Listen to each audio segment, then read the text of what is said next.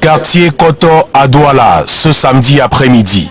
Le lieu d'un film d'horreur qui se tourne derrière les murs de cette maison à l'apparence plutôt tranquille. La forte présence des forces de sécurité donne à croire qu'un assaut se prépare à être lancé pour déloger des terroristes, que non.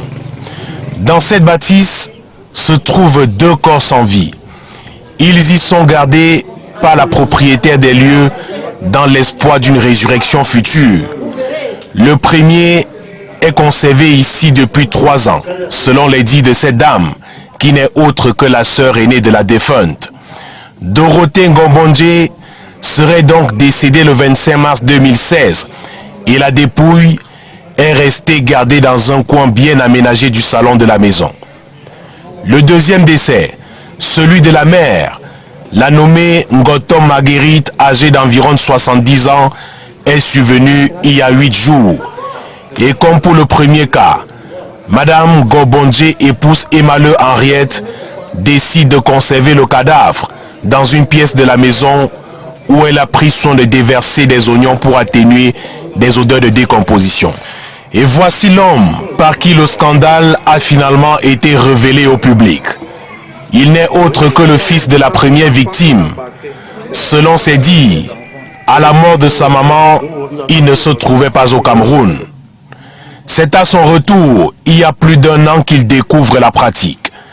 Indigné, il tente de dénoncer sa tante, mais il est dissuadé dans son élan par des membres de sa famille qui eux aussi croient à une résurrection.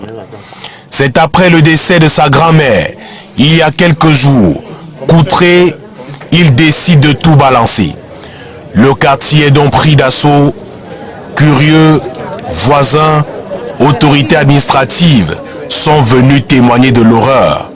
Après un tour dans la maison, en compagnie du procureur de la République, le médecin légiste pense que les 2 femmes auraient été assassinées sous réserve d'examens approfondis qui seront effectués sur les 2 dépouilles actuellement gardées à l'hôpital Akentini de Douala.